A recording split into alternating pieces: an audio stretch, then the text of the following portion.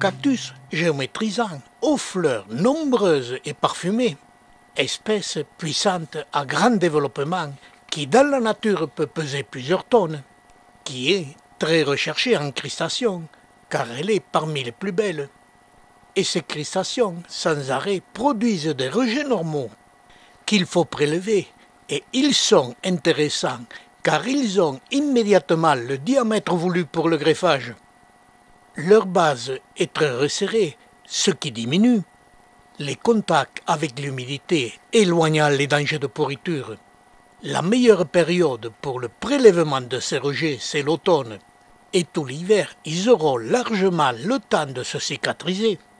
Et dès le printemps, posés simplement sur le sol, au bout de quelque temps, on voit apparaître les premières racines. Elles sont puissantes et nombreuses autour du méristème modulaire, ce qui indique que les rejets, une fois repiqués, la reprise sera rapide et vigoureuse et sera immédiatement indiquée par le gonflement de la plante et l'apparition de nouveaux aiguillons puissants et colorés. Ce qu'il faut savoir pour le greffage, c'est que le méristème se trouve pour cette espèce à environ 1 cm de profondeur. Cette distance est variable suivant les espèces. Et la coupe pour le greffage devra se faire en dessous du méristème.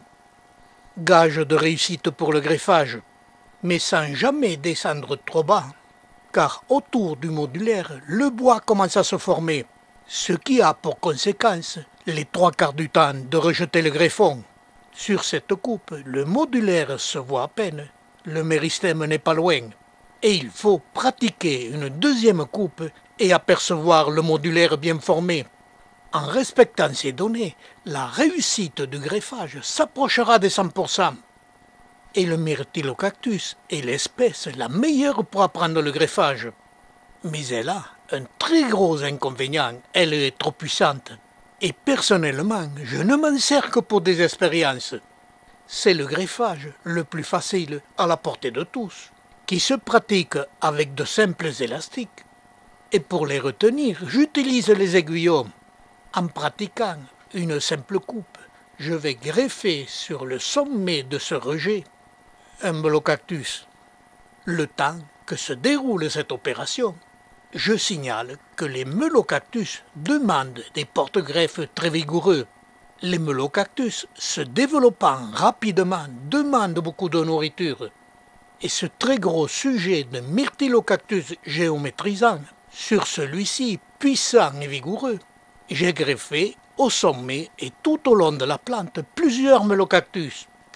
Le greffage au sommet est un greffage classique, mais on peut greffer avec réussite sur le côté des plantes, en sachant que les greffons sur les côtés auront un développement plus lent.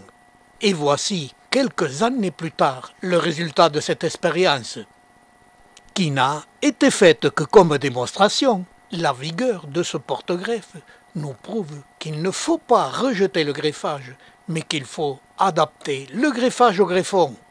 Et le Myrtilocactus géométrisant est un porte-greffe trop vigoureux, qu'il faut utiliser pour l'apprentissage car il est le plus facile. En plus, cette espèce a un très gros inconvénient. Elle supporte très mal d'être enterrée dans le sol.